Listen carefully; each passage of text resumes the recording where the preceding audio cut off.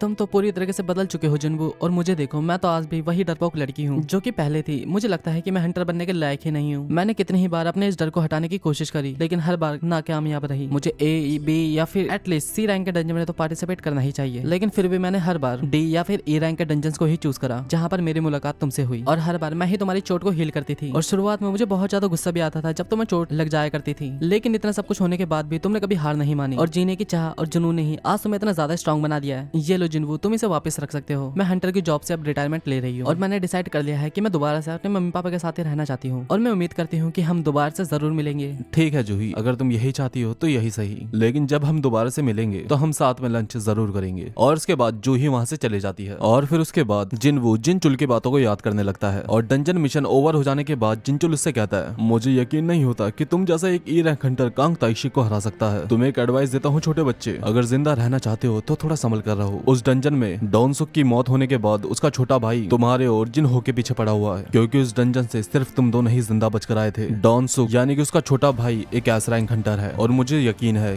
कि उसका छोटा भाई तुमसे बदला लेने के लिए जरूर आएगा। और हमारा देश का कानून इतना ज्यादा भी मजबूत नहीं है कि एक एस रैंक हंटर से भिड़ सके। इसका मतलब एक ऐसा मॉन्स्टर जिससे खुद डीमंस भी डरते हैं अब तुम्हारी मौत का प्यासा बन चुका है। अगर हो सके तो अपने परिवार को लेकर इस शहर से दूर चले जाओ। मेरे पास अब कोई दूसरी चॉइस नहीं है। अगर मुझे जिंदा रहना है और अपने परिवार को बचाए रखना है तो मुझे ताकतवर होना ही पड़ेगा। और फिर उसके बाद हम एक सी रैंक के डंजन को देखते हैं, जहाँ पर जिनवू को अपनी नई टीम से मिलवाता है। अरे भाई, ये कैसी टीम इकट्ठा करी यार तूने? यहाँ पे तो लंगड़े नशेड़ी वशेड़ी सारे के सारे भरे पड़े हैं। अरे बॉस, आप बिल्कुल भी फिक्र मत करो, मैंने उन लोगों को ही चूज करा है जो कि हंटर्स बनने के लिए क्वालिफाइड तो है, लेकिन किसी रीजन से काम नहीं कर सकते, या फिर वो लोग जो सच में काफी ज्यादा कमजोर है। और वैसे भी हमें तो बस 8 लोग ही चाहिए ना सी रैंक के डंजन के रिक्वायरमेंट को पूरा करने के लिए। हाँ ठीक है, लेकिन एक मिनट रुको, हमारी टीम में बच्ची क्या कर रही है? और दरअसल जिसको जिनवू बच्चे समझ रहा है वो जिन्हा की बेस्ट फ्रेंड सोनिया है। और ये जिनवू की बात सुनकर जिनवू को कहती है, हे, मैं कोई बच्ची नहीं हूँ, मैं एक क्वालिफाइड ई रैंक की हंटर हूँ, समझे ना? लेकिन तुम तो एक स्टूडेंट हो ना, तुम्हें डंजन में जाने का कोई एक्सपीरियंस भी है? खैर छोड़ो ये सारी बातें, डंजन के अंदर जिन्हो और मैं ही जाएंगे बस, और तुम सब बाहर बैठकर हमारे आने का बस इंतजार करोगे। और ये बात सुनकर एक हंटर कहता है, अच्छा तो ये बात सच है कि आप हमें बाहर इंतजार करने के 3 मिलियन रुपीज देंगे? हाँ ये एकदम सच है, तुम्हें हर दिन रेड के 3 मिलियन रुपीज मिलेंगे, और तुम्हारा काम होगा बस बाहर रुककर हमारा इंतजार करना। तुम्हें ऐसी डील और कहीं नहीं मिलेगी, बस बाहर आराम करो और 3 मिलियन घर पर लेकर जाओ। और हाँ, कॉन्ट्रैक्ट के हिसाब से अगर तुमने ये बात किसी और को बताई तो तुम्हें पेनल्टी के तौर पर 30 मिलियन रुपीज देने पड़ेंगे, समझ गए ना? और यहाँ पर जिनवू ने कांग ताइशिक को मारकर एक स्टेल्थ स्टोन हासिल कर लिया है, जिसे तोड़कर जिनवू न्यू स्किल को एक्वायर कर लेता है। और जिनवू भी अपने एक भारी से आर्मर को पहनकर डंजन रेड के लिए तैयार हो जाता है। पर ये आर्मर इतना ज्यादा भारी है कि जिनवू इसे एक उंगली से धक्का देकर नीचे गिरा देता है। और ये आर्मर इतना ज्यादा भारी होता है कि जिनवू उठ भी नहीं पाता। और कुछ टाइम के बाद जिनहो और जिनवू डंजन के अंदर चले जाते हैं। और ये देखकर एक नशेड़ी हंटर कहता है, एक ई रैंक और एक सी रैंक अकेले इस डंजन के अंदर चले गए। लगता है कि ये दोनों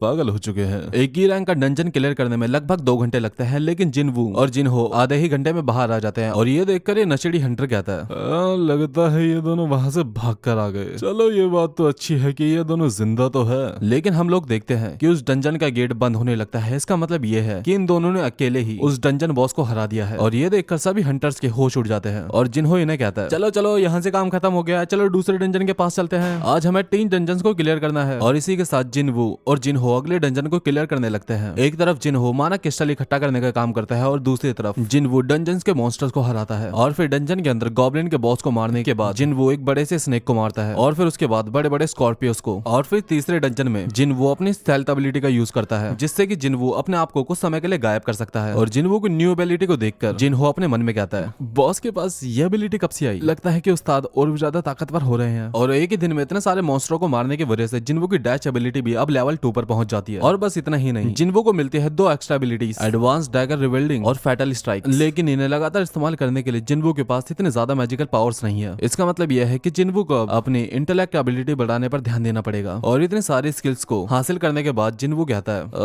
क्या मुझे अब डेमन कैसल में जाना चाहिए? नहीं नहीं नहीं नहीं नहीं, मुझे लगता है कि मैं भी ए या फिर बी रैंक के बीच में हूँ, और मुझे लगता भी नहीं है कि मैं भी उस डंजन को क्लियर भी कर पाऊंगा। और इसी बीच जिनवू को एक न्यू नोटिफिकेशन मिलता है, प्लेयर रिक्वायर्ड लेवल पर पहुंच चुका है। अब आप अपने जॉब चेंज क्वेस्ट को ऑर्डर कर सकते हैं। लेकिन जिनवू को भी कुछ ज्यादा समझ में नहीं आता। और फिर उसके बाद हम व्हाइट गिल्ड के हेडक्वार्टर में देखते हैं, जहां पर एक एम्प्लॉय गिल्ड मैनेजर आंग को सी रैंक डंजन के पेपर दिखाकर कहता है, सर जी, एक कंपनी सी रैंक के डंजन्स के राइट को $150 मिलियन में खरीद रही है, और उस टीम का लीडर यूजी कंस्ट्रक्शन के मालिक का बेटा है, और उसका नाम है जिनहो। और ये देखकर मिस्टर आंग कहता है, अगर ऐसा ही रहा तो यूजी कंस्ट्रक्शन जल्दी ही कंगाल हो जाएगी। इन अमीरों के तो तो अजीब ही शौक रहते हैं। एक मिनट रुको, संग जिनवू, ये तो एक ए रैंक का हंटर है। मैंने ये नाम पहले कहीं तो सुन रखा है।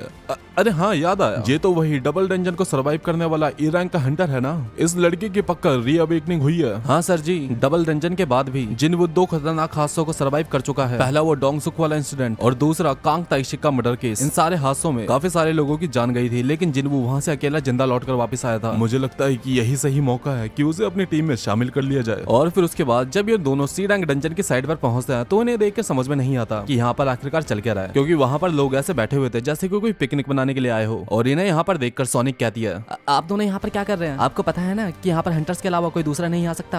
अरे मेरे को माफ कर देना, मैं हंटर्स को देखकर थोड़ा एक्साइटेड हो जाता हूँ। वैसे मुझे एक बात बताओ, वो डंजन गेट है ना, तो यहाँ पर एक बच्ची क्या कर रही है? आपकी हिम्मत कैसे हुई वैसे कहने की? मैं भी एक हंटर हूँ और इसी सी रैंक डंजन की टीम की मेंबर हूँ। और ये सुनकर ये दोनों हैरान हो जाते हैं और मिस्टर आंग अपने मन में कहता है, एक सेकंड, इसका मतलब ये है कि जिनवू ने बाहर छोड़कर अकेले ही डंजन को क्लियर करने के लिए गया है। और अगर मेरा अनुमान सही है तो संग जिनवू हमारे लिए गोल्डन बॉल की तरह हो सकता है। अब तो इससे एक न एक बार मिलना ही होगा। और उसके बाद वो दोनों वहाँ से चले जाते हैं और कुछ टाइम के बाद ही जिनवू और जिनहो डंजन को क्लियर करके बाहर आ जाते हैं। वैसे जिनहो, कल मुझे कुछ इंपॉर्टेंट काम है, तो क्या मैं कल की छुट्टी ले सकता हूँ? लेकिन जिनवू, कल भी मैंने कुछ सी रैंक के डंजन्स को बुक करके रखा हुआ है, तो क्या मैं उन्हें कैंसिल कर दूं? नहीं नहीं, ऐसा करने की जरूरत नहीं है, इससे तुम्हारे पैसे बर्बाद हो जाएंगे। अच्छा ठीक है, तुम एक काम करो कि 2 दिन के लिए उन डंजन रेड को पोस्टपोन कर दो। हाँ, ये सही रहेगा। अरे चलो दोस्तों, अब हमें नेक्स्ट लोकेशन पर भी पहुंचना है। और यहाँ पर छुपकर वो दोनों भी इनकी बातें सुन रहे होते हैं। और दूसरी तरफ चोई को जेजो आइलैंड से रिलेटेड एक भयानक सपना आता है, जहाँ पर हम एक घायल लड़की को देखते हैं। और ये सपना देखकर चोई की आंखें खुल जाती है। वापस से वही सपना, लगता है कि टाइम आ चुका है जेजो आइलैंड पर हमला करने का। और यहाँ पर हम जिनवू को देखते हैं, जो कि आज की आखिरी डंजन रेड को कंप्लीट करने के बाद घर पे जाने ही वाला होता है। तभी आंग और कीचुल इसके सामने आ जाते हैं, जो कि जिनवू से कुछ इंपॉर्टेंट बात करना चाहते हैं। और कॉफी शॉप में बैठकर आंग जिनवू से कहता है, वैसे तुम्हें ये बात तो पता ही होगी, हमारी व्हाइट टाइगर गिल्ड दुनिया की सबसे बेस्ट गिल्ड है और हम हर दिन टैलेंटेड हंटर्स के तलाश में रहते हैं। और अब मैं सीधा पॉइंट पर आता हूँ, जिनवू, अगर तुम हमारी टीम को ज्वाइन करते हो तो यूजिन कंस्ट्रक्शन तुम्हें जितना पैसा दे रही है, मैं उसका दुगना पैसा तुम्हें देने के लिए तैयार हूँ। और अगर इसके अलावा भी तुम्हारी कोई स्पेशल कंडीशन है तो मैं उसे एक्सेप्ट करने के लिए तैयार हूँ। और मिस्टर आंग को अंदर से घमंड आने लगता है कि जिनवू जैसा एक ई रैंक हंटर उसके ऐसे ऑफर को कभी मना नहीं कर पाएगा।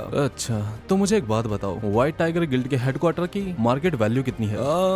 यही कुछ 5,000 करोड़ होगा, लेकिन तुम ऐसा क्यों पूछ रहे हो? अच्छा, तो क्या बस यही तुम्हारा ऑफर है? हाँ, मतलब मैं कुछ समझा नहीं। मैं तुम्हारी जानकारी के लिए बता दूं, यूजिन कंस्ट्रक्शन मुझे 3,000 करोड़ की एक बिल्डिंग ऑफर कर रही है। और ये सुनकर मिस्टर आंग शॉक हो जाते हैं। अच्छा, तो तुम क्या कह रहे हो? तो तुम मुझे उसका डबल देने के लिए तैयार हो? तो मुझे लगा 6,000 करोड़ तुम्हारा ऑफर होगा। अगर तुम्हें इस बात का यकीन नहीं आता तो मेरे पास इसके डॉक्यूमेंट भी है, तुम चेक भी कर सकते हो।